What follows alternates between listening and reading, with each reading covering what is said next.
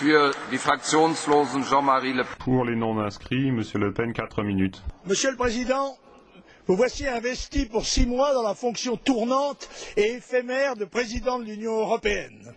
À l'opposé de la majorité des électeurs français, vous vous êtes révélé comme un européiste zélé, allant même jusqu'à oser représenter, sous la forme à peine différente du traité de Lisbonne, la constitution qu'avec les Hollandais, les Français avaient rejetée en 2005.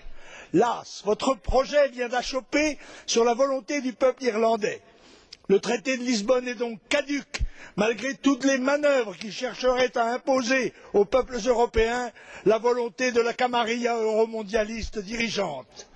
Jeune député, j'avais, en 1957, voté contre le traité de Rome, première étape d'un processus qui devait conduire, selon ses promoteurs, Monnet et Koudenov-Kalergi, entre autres, aux États-Unis d'Europe.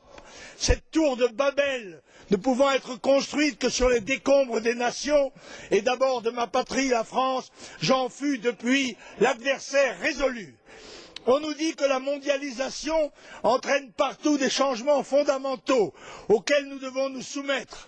Mais à la vérité, dans le monde, les nations se renforcent, appuyées sur des patriotismes fervents, sauf dans un seul espace, l'Europe, où nations et patries sont bradées, démantelées, démoralisées, au profit d'un projet sans puissance, sans identité, tandis que les vagues migratoires étrangères l'envahissent progressivement et que l'ouverture de nos frontières économiques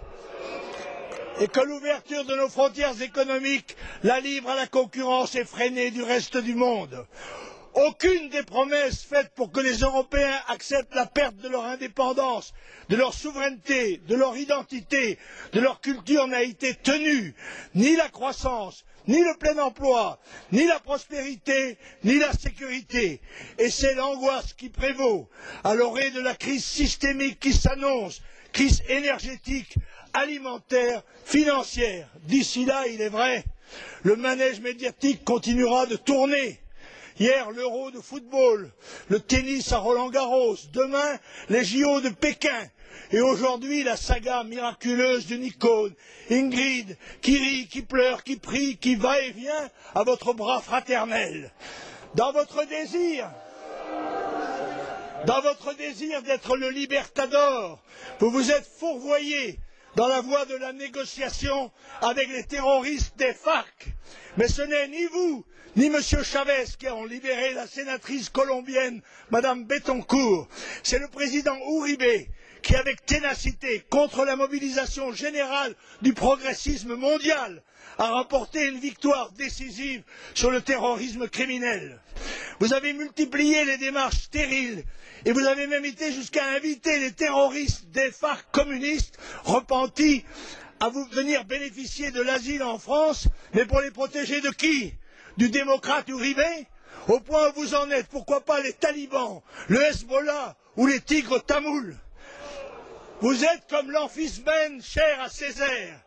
N'en doutez pas, Monsieur le Président, tout votre talent de metteur en scène médiatique ne suffira pas à conjurer les périls qui s'annoncent imminents et que vous devrez affronter avant la fin de l'année. Votre Europe est un vaisseau qui part à la dérive, battu des vents et des flots. Seule région du monde à avoir délibérément démantelé ses structures politiques et morales.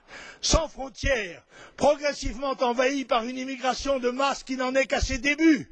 Ruinée économiquement par l'ultralibéralisme, socialement appauvrie, démographiquement affaiblie, sans esprit et sans force de défense, elle est vouée au mieux au protectorat américain, au pire à la servitude de la dimitude.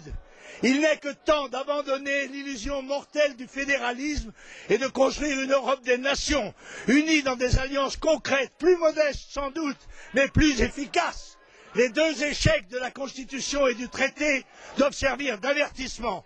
Les peuples d'Europe ne veulent pas de ces projets, ils ne laisseront pas imposer car ils ne veulent pas. Schluss. Wo ist Schluss?